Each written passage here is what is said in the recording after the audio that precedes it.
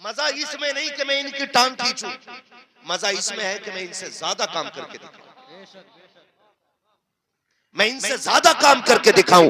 अगर मुझे इनकी शक्ल अच्छी नहीं लगती है, इनकी अकल अच्छी नहीं लगती है, इनका काम अच्छा नहीं लगता है, तो इनकी टांग खींचने की जरूरत नहीं है। अल्लाह ने तौफीक दी है। अगर इन्होंने 2 कमरों का इदारा बनाया है, आप दारुल उलूम बना के दिखाओ, तब आपकी शख्सियत को तस्लीम किया जाएगा। अगर ये 10 बच्चों को पढ़ा रहे हैं, आप 50 को दीन दे के दिखाओ, आपकी शख्सियत को तस्लीम किया जाएगा। अब जमीन पे काम करने की जरूरत है, आपस में लड़ने की जरूरत नहीं है। सारी बातिल ताकतें इकट्ठा होके आ गई है। हमारे कुरान पर एतराज, हमारी नमाजों पर एतराज, हमारी अजानों पर एतराज। अब ये झगड़े सिर्फ नारों से हल नहीं होंगे। अगर कोई मदरसे बंद करने की बात करता है, इतने कुरान पढ़ने पे बच्चे लगा दो कि दुनिया सर पीट के बैठ जाए कि कुरान को कैसे मिटाओगे। हर घर के अंदर कुरान के कारी नजर आ रहे। नारे तकबीर, नारे रिसालत, मसलके आला हजरत, नारे गौसियत, फैजाने सरकारे मदीना, मजहबे इस्लाम, अजमते कुरान, अल्लामा मुफ्ती हम्माद मियां साहिब किबला, नारे तकबीर। ये तमाम तर उलमा जो इस स्टेज पे मिंबर पे अभी तक बैठे हुए हैं, ये इस बस्ती को अपनी मान के आए। अगर कोई नहीं आया इस महफिल में तो मुझे शिकवा होता ही नहीं। क्यों नहीं होता है? मेरा नजरिया यह है कि महबूब की महफिल को महबूब सजाते हैं, आते हैं वही जिनको सरकार बुलाते हैं। अगर कोई ये सोचे कि जी मैं नहीं गया, मैं अक्लमंद हूं, तो तेरी औकात क्या है तू हुजूर की महफिल में आने ना आने का फैसला कर सके? अगर मेरे घर की दावत में मेरी मर्जी के बगैर कोई नहीं आ सकता, तो हुजूर की महफिल में उनकी मर्जी के बगैर कैसे आ सकता है? वो तो तौफीक उन्हीं की तरफ से होती है। कोई शाहपुर से चला आया, कोई बहेड़ी से चला आया, भाई भगतपुर से चले आए, कोई कहां कहां से हमारे नौजवान आए हुए। किसने बुलाया सबको? हुजूर ने बुलाया, क्योंकि महफिल उन्हीं की। और हम जब महफिलों में बैठते हैं तो अपना ये शेवा रहता है कि रहने दो या डुबो दो, अब तो तुम्हारी जानिब कश्ती तुम्हीं पे छोड़ी, लंगर उठा दिए। कारी इदरीस साहब को जहां तक मैं जानता हूं, बड़े दीन के हमदर्द हैं और पूरी कोशिश करते हैं कि मुझसे जितनी हो सके दीन की खिदमत करूं।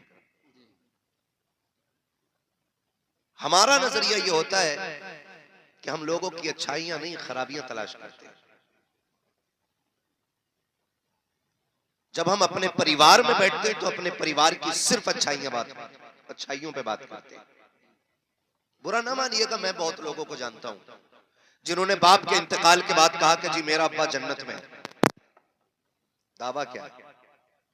दलील क्या भाई तेरा अब्बा जन्नत में है? उसने कहा जी बड़े अच्छे आदमी थे, मैंने उन्हें देखा कि वो एक बार ना कुत्ते को अपने बर्तन से पानी पिला रहे थे, तो वो कुत्ते को बर्तन से पानी पिलाने वाली बात याद रह जाती है। और बाप जो इतनी फालतू करके पड़ोसियों की जोत तराना हराम की, वो किसी को याद नहीं रहती। साहब उसका भी होता है। मक्खियां जख्म पे बैठती हैं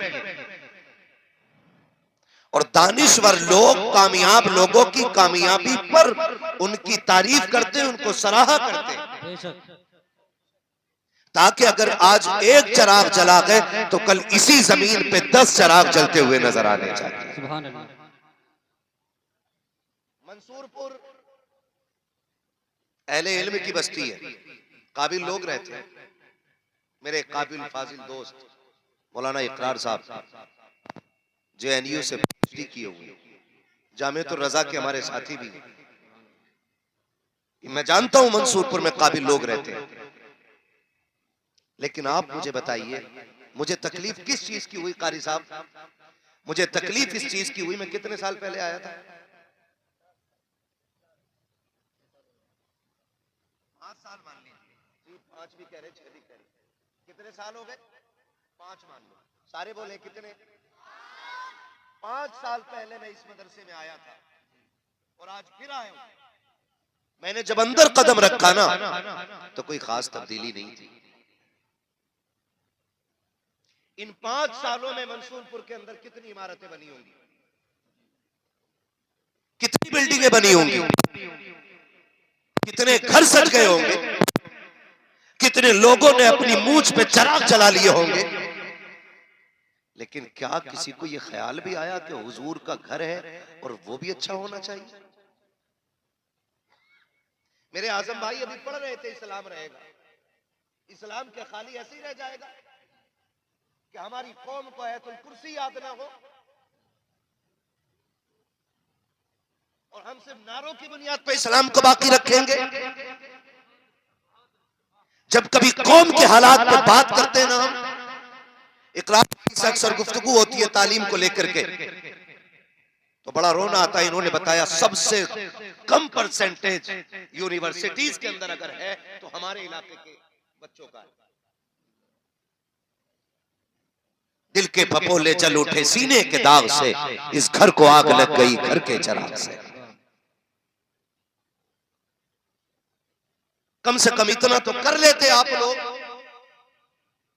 कि ये इदारा अगर पिछले 4 साल पहले 50 गज के अंदर था तो आज इसे 300 गज के अंदर ले आते। नहीं कर सकते थे? कर सकते थे कि नहीं भाई? बोलो।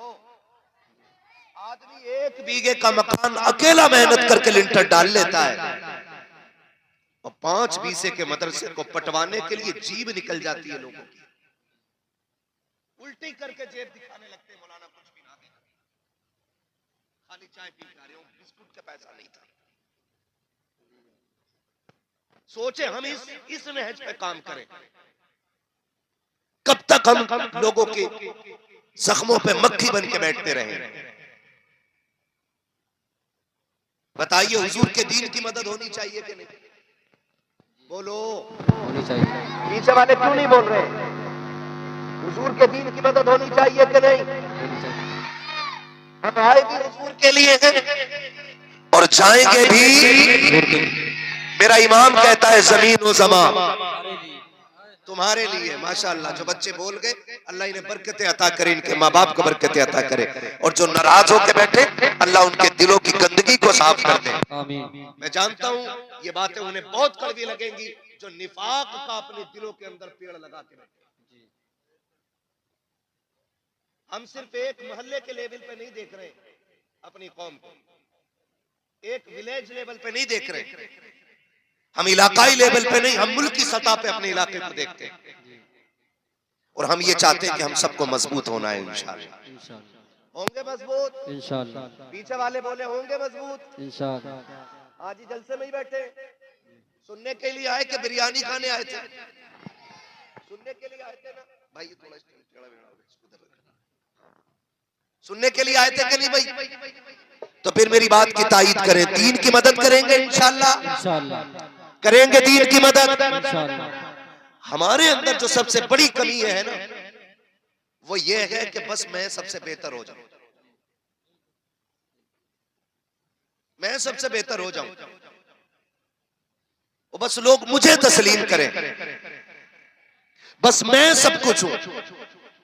इस मैंने हमें ला के तबाह कर दिया, हम कुछ भी नहीं रहे, कुछ भी। वो किसी ने पूछा था कि मैं कुछ बनना चाहता हूं, तो अक्ल वाले ने जवाब दिया था, लफ्ज़ मैं हटा दे सब कुछ बन जाएगा। सुभान अल्लाह। मिटा दे अपनी हस्ती को अगर कुछ मर्तबा चाहे, कि दाना खाक में मिलकर गुले गुलजार होता है। सुभान अल्लाह। मंसूरपुर अहले इल्म की बस्ती भी है, अहले सरबत की बस्ती भी है, और अहले दिल भी यहाँ रहते हैं। कंजूस इलाका नहीं है मंसूरपुर, दिल वालों का इलाका है। पता नहीं क्यों तवज्जो नहीं गई मदरसों की तरफ। मैयतें होती हैं यहाँ, अरे लोग मरते हैं।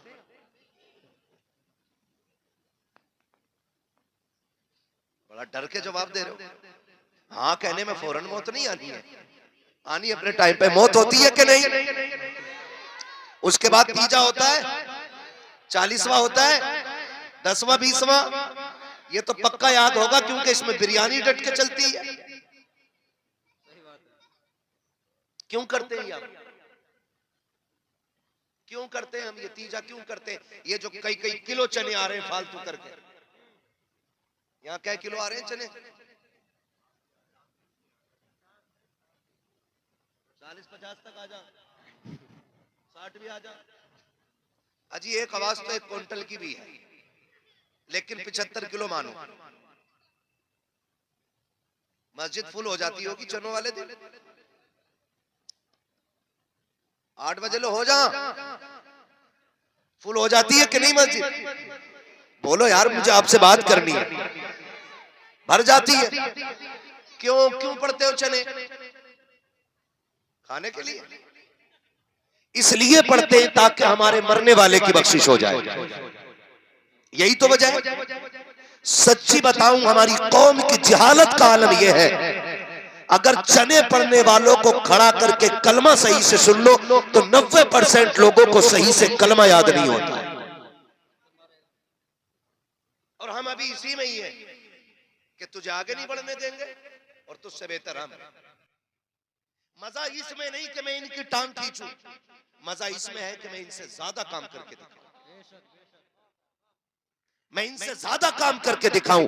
अगर मुझे इनकी शक्ल अच्छी नहीं लगती है, इनकी अकल अच्छी नहीं लगती है, इनका काम अच्छा नहीं लगता है, तो इनकी टांग खींचने की जरूरत नहीं है। अल्लाह ने तौफीक दी है। अगर इन्होंने 2 कमरों का इदारा बनाया है, आप दारुल उलूम बना के दिखाओ, तब आपकी शख्सियत को तस्लीम किया जाएगा। अगर ये 10 बच्चों को पढ़ा रहे हैं, आप 50 को दीन दे के दिखाओ, आपकी शख्सियत को तस्लीम किया जाएगा। अब जमीन पे काम करने की जरूरत है, आपस में लड़ने की जरूरत नहीं है। सारी बातिल ताकतें इकट्ठा होके आ गई है। हमारे कुरान पर एतराज, हमारी नमाजों पर एतराज, हमारी अजानों पर एतराज। अब ये झगड़े सिर्फ नारों से हल नहीं होंगे। अगर कोई मदरसे बंद करने की बात करता है, इतने कुरान पढ़ने पे बच्चे लगा दो कि दुनिया सर पीट के बैठ जाए कि कुरान को कैसे मिटाओगे। हर घर के अंदर कुरान के कारी नजर आ रहे। नारे तकबीर, नारे रिसालत, मसलके आला हजरत, नारे गौसियत, फैजाने सरकारे मदीना, मजहबे इस्लाम, अजमते कुरान, अल्लामा मुफ्ती हम्माद मियां साहिब किबला। नारे तकबीर। अपने बच्चों को पढ़ाएं, जज़ाकल्लाह। अपने बच्चों को पढ़ाएं, अपने बच्चों को दीन दें, अपने बच्चों को हुजूर के दीन का सिपाही बनाएं। आवाज कम ना करो भाई, इसकी एक को कम कर दो, आवाज कम ना करो। अपने बच्चों को हुजूर का दीन दें। हमारी बहुत बड़ी कमी है, मान लें इस बात को। अगर मैं बैठ के ये कह के चला जाऊं आप जन्नती हो, तो आप ना सुबह तक टांगे फैला के सोओगे कि मौलवी तो जन्नती कह के चला ही गया। जन्नत इतनी सस्ती होती तो बिलाल कोड़े ना खाते। जन्नत इतनी सस्ती होती तो करबला में 72 शहादतें नहीं होती। जन्नत अगर इतनी सस्ती होती तो हजरत जुनैरा की आंखें ना निकाली जाती। मैं आज कारी साहब कोई वाकया नहीं सुनाऊंगा, मैं सिर्फ अपने मौजू पे बात करूंगा। मैं चाहता हूं काम होना चाहिए, अल्लाह करे तब्दीली आ जाए। माजरत चाहूंगा आज आपसे, मैं आज अपने भाइयों से कुछ बातें करके जाऊंगा ताकि खुदा करे हर घर में कुरान का कारी पैदा होना शुरू हो जाए और हमारे इस मंसूरपुर में एक आलीशान इदारा खड़ा हो जो अपने दौर का जामिया बन जाए। और मैं अपनी जमात के तमाम उलमा से हाथ जोड़ के गुजारिश करूंगा कि खुदारा हम अपनी सफों में इत्तेहाद पैदा कर लें। अपनी जमात के उलमा से भी कहूंगा कि हम अपनी सफों में इत्तेहाद पैदा करें, हम मोहब्बतें बांटें, हम प्यार बांटें। ये को भाई और कम करो इसका भाई। हम मोहब्बतें बांटें, प्यार बांटें और एक दूसरे के हाथ में हाथ देके हुजूर के दीन को मजबूत करने की कोशिश की जाए। हुजूर के दीन को मजबूत करने की जरूरत है। कोशिश ये कीजिएगा कि नफरतें खत्म हो जाएं। बड़े बड़े लोग आपके मंसूरपुर में इल्म वाले रहते हैं, अल्लाह तमाम इल्म वालों को सलामत रखे। लेकिन मैं अहले सरवत से गुजारिश करूंगा, हम तीजे इसलिए करते हैं कि बख्शे जाएं, 10वें इसलिए करते हैं कि बख्शे जाएं, 40वां इसलिए करते हैं कि बख्शे जाएं। यही मकसद है ना भाई, है ना? लेकिन बख्शिश से पहले जो मुश्किल घड़ी आती है वो आती है मौत की घड़ी। किस चीज की घड़ी? मौत की। बड़े डर के बोल रहे हो, बड़े बड़े तो ये सोच रहे कि पता नहीं ये मौत को लेके क्यों बैठा है। यही असल है। सबसे मुश्किल घड़ी कौन सी है? मौत की घड़ी। देखो आप, इको कम नहीं होता भाई, और कम कर दो इको। रिपीट जो है ना इसका डिले कम करो। मौत की घड़ी सबसे ज्यादा मुश्किल होती है। आपने जगह जगह देखा होगा, जब मौत का वक्त आता है ना और रूह अटक जाती है ना यहाँ इस हंसली की हड्डी में आके, और आसानी से नहीं निकलती है ना, तो फिर औलाद दौड़ती है, हाफिज जी लाओ, मौलाना को पकड़ो, कोई पानी पढ़ दे। इससे बड़ी बेबसी की मौत क्या होगी कि मरने वाले के सराहने कोई कुरान पढ़ने वाला ना हो। क्या कर लिया आपने, 4 प्लॉट छोड़ दिए, क्या कर लिया आपने, आपने 4 माला बिल्डिंग बना दी। आप अगर करोड़ों का बैलेंस बैंक में छोड़ के जा रहे हो औलाद के लिए, तो कोई कमाल की बात नहीं है। मजा तो तब है जब अपने पीछे कुरान पढ़ने वाला छोड़ जाओ, सुभान अल्लाह। वरना ये दुनिया इतनी बड़ी बेवफा है।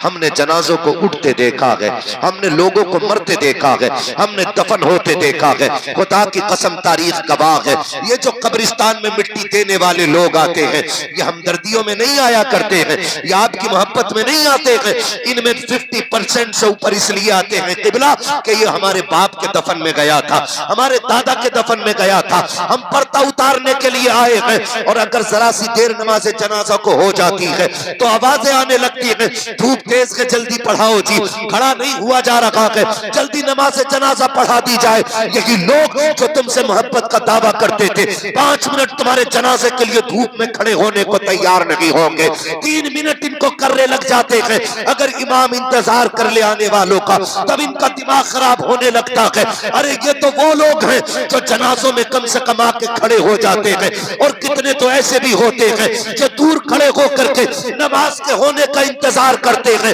कि कब सलाम फिरे, हम मिट्टी डाल के अपने घर जाएं। तमाशा तो तब देखने का होता है जब मिट्टी डाल के लोग तोड़ते हैं। कोई कहता है एक प्लेट मुझे दे दो, कोई कहता है एक प्लेट मुझे दे दो। किसी को यह शिकवा रहता है कि मुझे बैठने की कुर्सी ना मिली, किसी को यह शिकवा रहता है कि मेरी प्लेट में बिरयानी में बोटी नहीं थी। इन बेवफा लोगों के लिए बिरयानियां बनवा रहे हो, खुदा का वास्ता दे के कहता हूं ऐसे काम कर जाओ कि तुम्हारा तीजा हो या ना हो, 40वां हो या ना हो, आपके लिए कोई हाथ उठाए या ना उठाए, इतनी नेकी खुद से कर जाओ कि तुम कब्र में लेटे हो और तुम्हारी नेकियों के सिले में कयामत तक तुम्हारी कब्र में सवाब का सिलसिला जारी है। नारे तकबीर, नारे रिसालत, मसलके आला हजरत, नारे गौसियत, फैजाने सरकारे मदीना, मदरसा इले सुन्नत बरकाते रजा, अल्लामा मुफ्ती हम्माद मियां साहिब किबला। नारे तकबीर। कोशिश करें ऐसे काम करने, लड़ते नहीं हम मैयत की रोटी में, लड़ जाते हैं। और हमने तो 40वें के खाने ही को मसला के आला समझ रखा है। हाँ, जो 40वें की रोटी ना खाए कहते हैं कि सुन्नी ही नहीं है। सुन रहे मेरी बात? ये सुन्नी नहीं, पहले जीना मुश्किल था, अब तो मरना मुश्किल कर दिया लोगों ने। एक गरीब अगर हॉस्पिटल के अंदर होता है ना तो उसे ये फिक्र कम सताती है कि मैं मरने वाला हूं, उसे ज्यादा ये फिक्र सताती है कि मेरे बाद मेरी औलाद तीजे के चने कहां से लाएगी। ये पूरे जिम्मेदार उलमा बैठे, इनसे पूछो क्या 70,000 कलमे के लिए या 1.5 लाख कलमे के लिए मुझे ये बताओ क्या 50 किलो चने काफी हो, जरूरत पड़ेगी 50 किलो की? भाई जो काम 20 किलो चनों में हो सकता है, उसके लिए 50 किलो चने?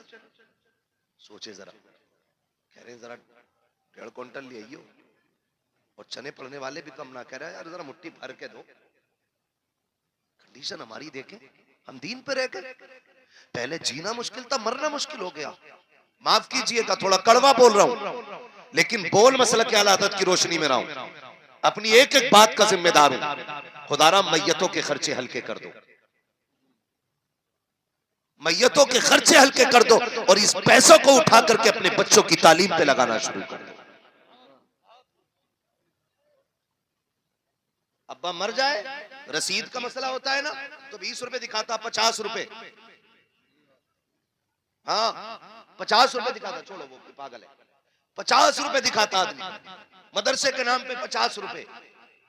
और मैयत की रोटी कह रहा, जैसी हॉस्पिटल से खबर आई कि आज फला खत्म हो गया, अल्लाह ना करे कि किसी के सर से बाप का साया उठे, अल्लाह ना करे किसी को भाई का जनाजा उठाना पड़े,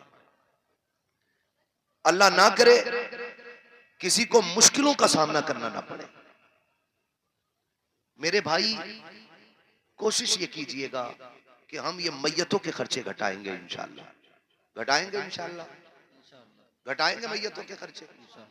इंसान हॉस्पिटल में बीमार है, बीमार है, और बीमार बंदा हॉस्पिटल के अंदर है, वहां से अचानक खबर आई कि फला नहीं रहा। चार अक्लमंद लोग बैठ के दरवाजे पे पता क्या कहते हैं, चार लोग आके कहते हैं यार फला खत्म हो गया, बताओ बिरयानी बनवाओगे कि उड़द चावल बनने हैं। जब ये बात यतीम के सामने की जाती है ना, पता कर लो घर में चावल है कि मोल आने, समझे एक मरने वाले का दर्द क्या है। एक गरीब आदमी जब हॉस्पिटल में मरता है ना, तो पहले ही 50,000 के कर्जे में डूबा होता है। वो उन्हें फिक्र होती है कि ये जेवर बेच के जो हमने अब तक इलाज किया है, 50,000 हमने रिश्तेदारों से लिया था कि ठीक हो जाएंगे तो इनका कर्जा उतार दिया जाएगा। खुदा के वास्ते देखो तो सही होता क्या है, जब मरने की खबर आती है ना फला इंतकाल कर गया है, तो कुछ लोग कब्र खोदने में लग जाते हैं, कुछ खाने की फिक्र में लग जाते हैं। आपसे मैं इतना कहना चाहता हूँ, अगर आपको पता लग जाए ना कि किसी का इंतकाल हो गया है, आपको पता चल जाए कि कोई मर गया है, तो खुदा के वास्ते या तो खाना अपने घर आके खाइए या घर से खाना खा के जाइए। कोशिश कीजिएगा कि यतीमों पे बोझ कम हो, वरना यतीमी का दाग बड़ा दर्द देता है। उनसे पूछो जिन्होंने अपनों के जनाजे उठाए हैं, हमें बिरयानी की पड़ी रहती है, हम पूछते हैं कि छोटे का गोश्त पड़ना है बिरयानी में या बड़े का गोश्त पड़ना है बिरयानी में। उस यतीम से पूछो जिसके सर से आप आज बाप का साया उठ गया है, उस बेवा से पूछो जो पूरी जिंदगी अपने शोहर को याद करके रोती रहेगी, उससे पूछो कि अपनों की जुदाई का एहसास कितना रुलाएगा। खुदा का वास्ता दे के कहता हूँ, मैयतों की रोटी कम कर दो। अगर हमें यह पता चल जाए कि फला गरीब दुनिया छोड़ के चला गया है, अपने पीछे यतीम जो छोड़ के गया है उनके ऊपर 10-20 हजार का कर्जा है, तो इतनी मेहरबानी कीजिएगा 150 रुपए जेब में डालो। डालने के बाद आओ मरने वाले के दरवाजे पे, पूछने की जरूरत नहीं पड़ती है कि यतीम कहाँ है। देखो जिसके मुंह में पानी डाला जा रहा है वो बेटी यतीम हो गई है, जिस बेटे को लोग गोद में लेके फिर रखे हैं आज उसके सर से बाप का साया चला गया है।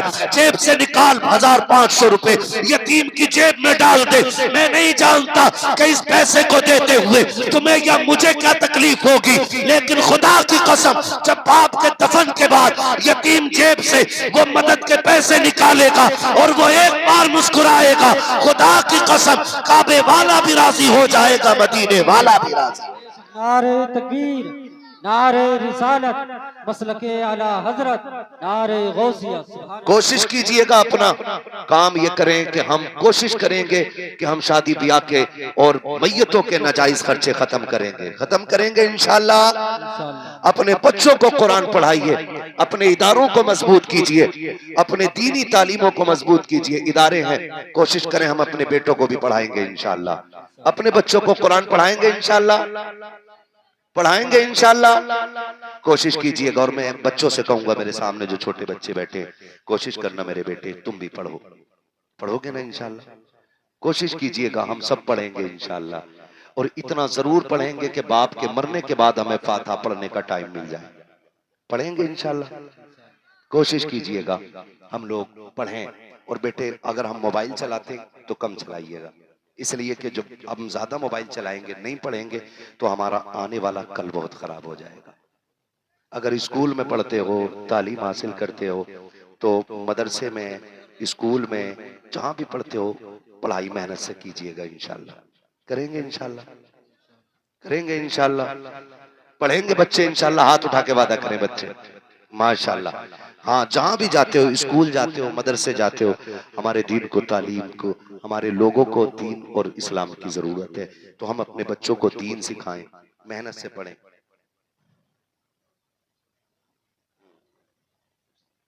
माशाल्लाह।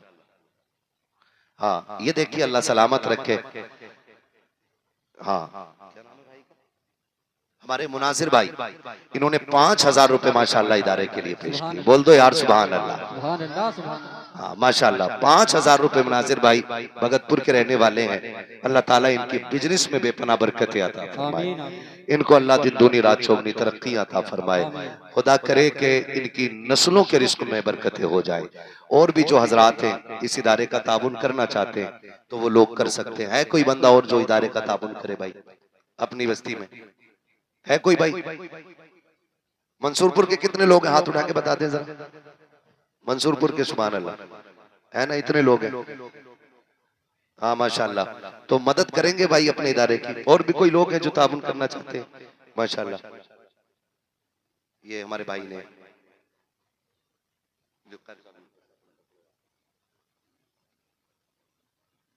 कोशिश कीजिएगा कि हम अपने इदारों को मजबूत करें, तालीम का इंतजाम बेहतर करें, ताकि हम मरे ना तो किसी हाफिज को ढूंढना ना पड़े, हमारा अपना बेटा हमारी चारपाई के पास कुरान पढ़ने वाला हो। करेंगे ना इंशाल्लाह। हाँ, अपने बच्चों को दीन देने की कोशिश करें। मैं हर भाई से गुजारिश करूंगा, मैं ये नहीं कहता कि डॉक्टर बनना गलत है, इंजीनियर बनना गलत है, सब कुछ बनिए, ये हमारा हक है, इसे हमको लेना चाहिए। ये नहीं कि भाई हम नहीं पढ़ेंगे, भाई हमारी तालीम नहीं, सारी तालीम हमारी है, सारी तालीम हमारी है, लेकिन साथ में कोशिश ये कीजिएगा कि हम दीन भी जरूर सीखेंगे इंशाल्लाह। इंशाअल्लाह। अपने बच्चों को भी सही, लोग मरते हैं ना तो कोई कब्र पे फाता पढ़ने वाला नहीं मिलता है, 10वें की फाता होती है तो पकड़ के लोग लाने पड़ते हैं। अपना ही बेटा हो और अपनी कब्र पे खड़ा हो, रो के कहे अल्लाह मेरे बाप को बख्श दे, खुदा की कसम जब वो रो के कहता खुदा की रहमत नाजिल होना शुरू हो जाती है।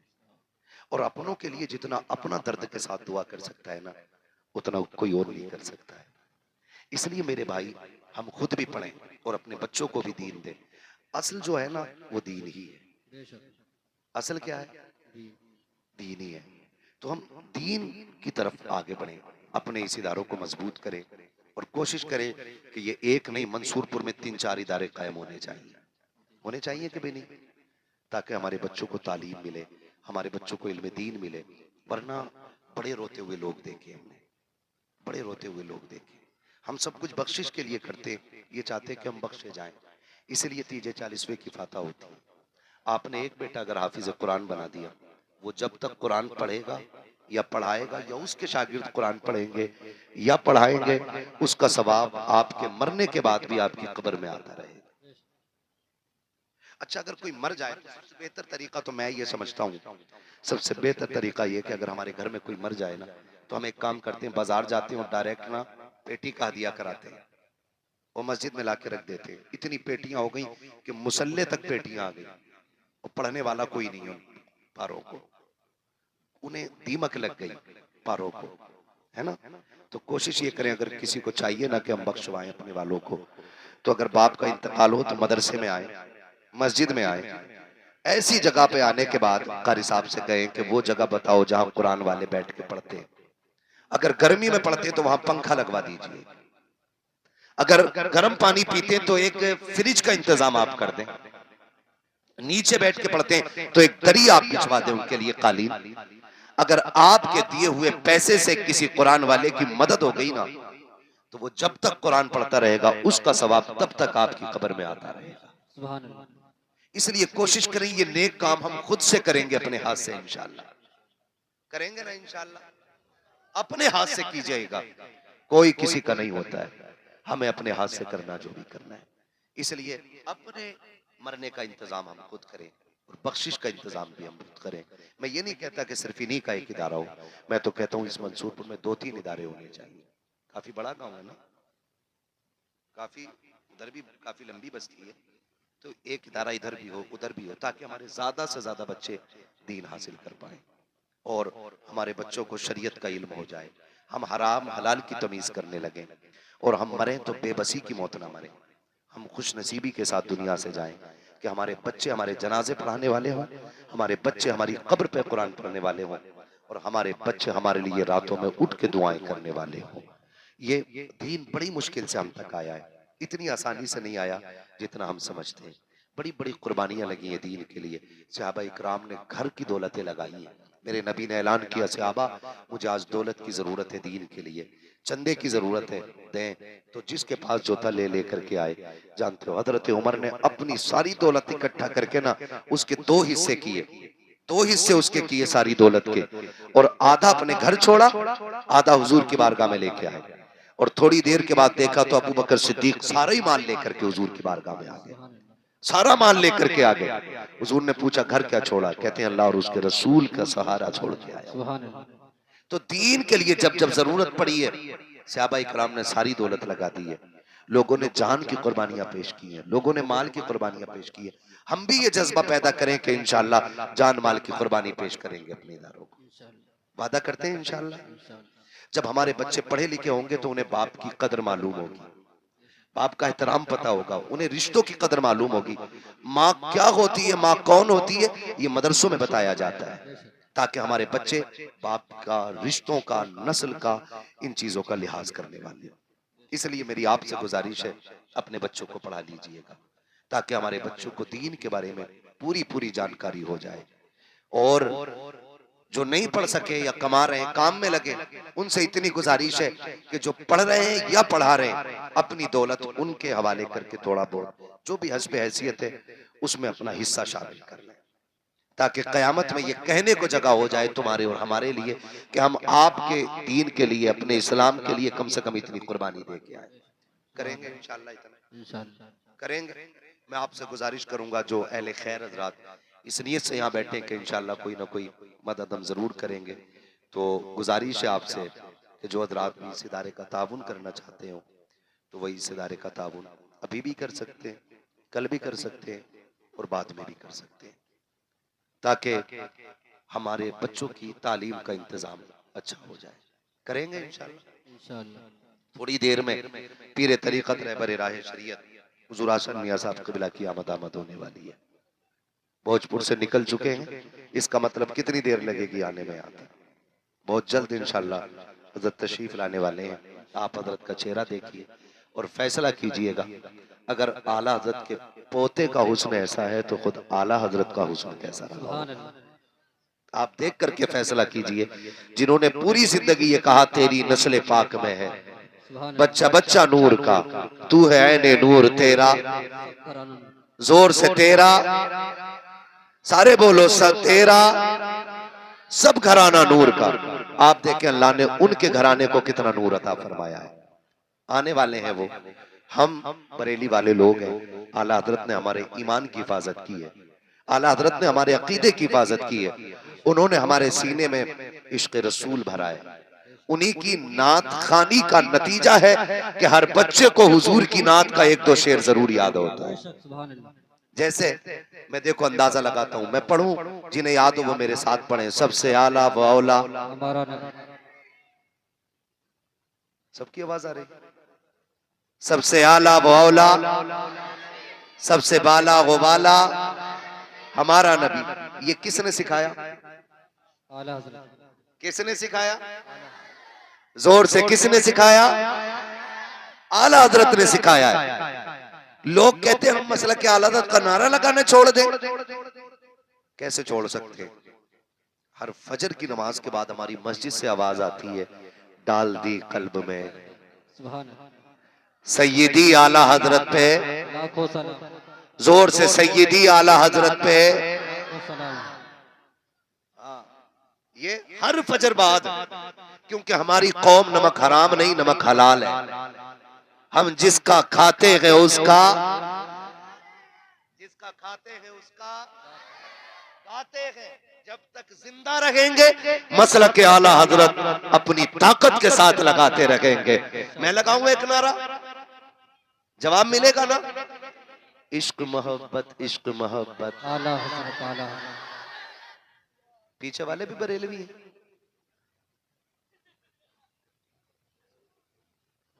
सारे बरेलवी बैठे हैं ना, तो जितने लोग हैं वैसी आवाज आनी चाहिए, इश्क मोहब्बत, इश्क मोहब्बत। कैमरे वाले मुसलमान ही होंगे, आप भी बोल दो यार, है ना? सारी बरेलवी मतलब, तो फिर सारे जवाब दे मिलके, महफिल एक हो जानी चाहिए। इश्क मोहब्बत, इश्क मोहब्बत, इश्क मोहब्बत, इश्क मोहब्बत, बस्ती बस्ती करिया करिया, बस्ती बस्ती करिया करिया। ये नारा पूरी जिंदगी लगाते रहना है। है ना, कोई जले या मरे, कोई जले या मरे, ये नारा जोर से ये नारा। और जवानों से कहूंगा अपनी आने वाली नस्लों को ये बता देना, मोहताज होके मर जाना, गरीब होके मर जाना, आला हजरत से बगावत करके नहीं मरना है। ठीक है ना जी। आला हजरत फरमाते हैं हश्र तक लहराए कब्र में लहराएंगे ता हश्र चश्मे नूर के, जलवा फरमा होगी जब तलत रसूलुल्लाह की। आला हजरत ने ना, कोई लोग जो लड़ा देते हैं ना, कहते हैं जी आला हजरत ने जो है ना काफिर बनाए लोग और बड़े सख्त थे। मैं कहता हूं अगर आला हजरत को पढ़ो तो समझ में आता है। आला हजरत अपने वक्त के सबसे बड़े सूफी को कहा जाता है। हाँ, अपने वक्त के गजाली को इमाम अहमद रजा कहा जाता है, अपने वक्त के जामी को इमाम अहमद रजा कहा जाता है। उनकी तारीख पढ़े ना तो कितनी कितनी सॉफ्ट तबीयत, कितनी नर्म तबीयत थी आला हजरत की। सरकार आला हजरत बैठे हुए और आला हजरत के एक शागिर्द जिनका नाम अल्लामा जफरुद्दीन बिहारी रहमतुल्लाह तआला अलैह, ये बैठे हुए थे आला हजरत के साथ। सुने आला हजरत कौन है, किधर जा रहे हो खान साहब, हजरत आ गए, बैठे रहिएगा, हजरत आने वाले हैं इंशाल्लाह। तो बहुत नर्म तबीयत थी। आला हजरत बैठे हुए थे और अल्लामा जफरुद्दीन बिहारी रहमतुल्लाह तआला अलैह, मलिकुल उलमा जिनको कहा जाता, वो बैठे हुए थे। एक बच्चा आया, सुने जरा तवज्जो करें, तवज्जो आराम से बैठे, कोई नहीं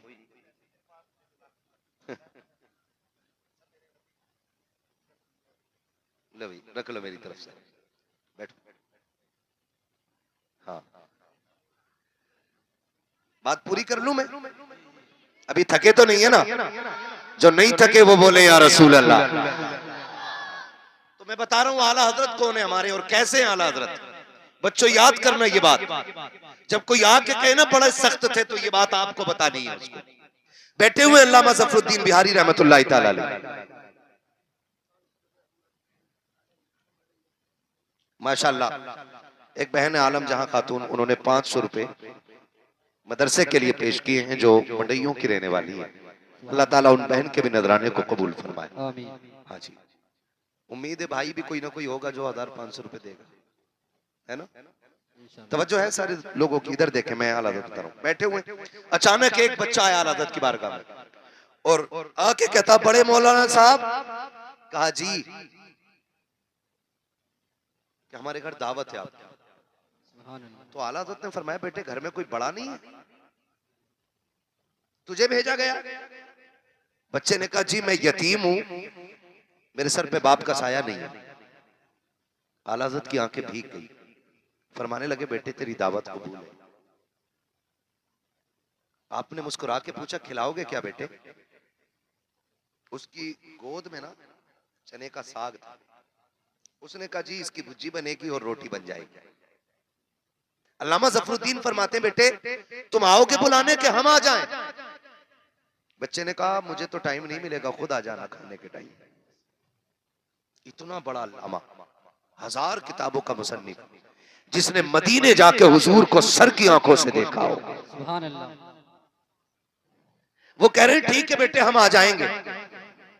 दावत का वक्त आया, सरकार आला हजरत अल्लामा जफरुद्दीन गए बिहारीपुर ढाल पर और जाके अल्लामा जफरुद्दीन ने दरवाजा बजाया। अंदर से यतीम बच्चा निकला, आके बोला आ गए आप लोग। कहा जी। बच्चे ने कहा ठहरो अभी आता हूं। अंदर गया, एक टाट का टुकड़ा लाया, यतीम था घर में कोई खासा सामान नहीं था, और ला के कहने लगा इसे बिछा के बैठ जाइए। जो घर के आगे खाली जगह थी, कहा यहां बैठ जाइए, खाना मैं लेके आता हूं। अल्लामा जफरुद्दीन और सरकार आला हज़रत बैठ गए। जो भी निकलता कहता हुजूर आप यहां कैसे। मुस्कुरा के कहते हमारी दावत है तुम जाओ। आला हज़रत शरीयत के इतने पाबंद थे कि आपने कहा हमारी दावत है तुम्हारी नहीं। दावत जितने लोगों की हो उतनी लोगों को जाना चाहिए। और आज क्या होता है, दावत एक की हो मोटरसाइकिल में चल जा बैठ रहा, खड़ा चल रहा वहां पे, गाड़ी में जितनी सीटें खाली सारी भर ली कि चल खड़ा है कि ले रुक जा, एक एक बाइक पे 4, वो तो अच्छा डंडे नहीं बांधते पीछे, वरना फुल भर ले पीछे। कोशिश करें कि दावत जितनों की हो सिर्फ इतने ही लोगों को जाना चाहिए। यही मसला के आला हजरत है और यही मेरे मुस्तफा का दीन है। आला हजरत फरमाते हमारी दावत है तुम्हारी, जाओ तुम, लोग चले जाते। थोड़ी देर के बाद बच्चा आया, एक हाथ में साग एक थाली में और दूसरे हाथ में बेसन की रोटी, और जब लेकर के आया ना बेसन की रोटी, सरकार आला हज़रत बैठे हुए, पढ़े आला हज़रत को, जो आला हज़रत में भोंकते हैं ये आला हज़रत को नहीं मानते हैं। तारीख ये भी देखी आला हज़रत की, जिन्हें लोग सख्त कहते हैं वो इतने नर्म दिल थे। जब भी कोई आता खुदा की कसम दे के तो सही, आगे साग रखा है, बेसन की रोटी रखी है, जबकि ये जिंदगी के आखिरी अय्याम है सरकार आला हज़रत की हयात के।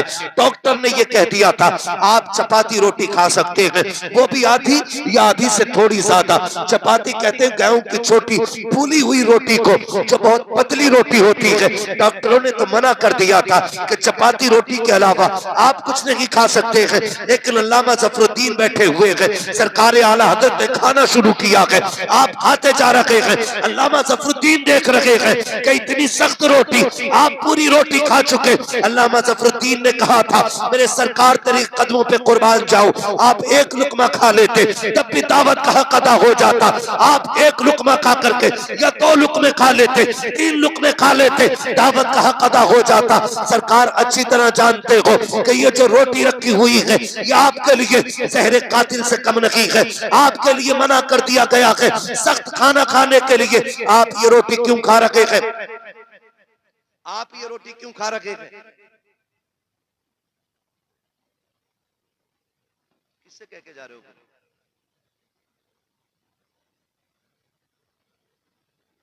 कोई बात नहीं है, अपने गांव में सब कुछ चलता है, यहाँ कुछ भी हो सकता है, टेंशन ना लेना। बोलो सुभान अल्लाह। सुभान अल्लाह। हाँ जी, सरकारे आला हज़रत खाना खा के जब फारिग हुए तो अल्लामा ज़फरुद्दीन ने कहा था हुजूर अगर 1-2 लुकमे खा लेते तब भी काम हो जाता, आपने ये एक रोटी पूरी खा ली, कितना नुकसान देगी।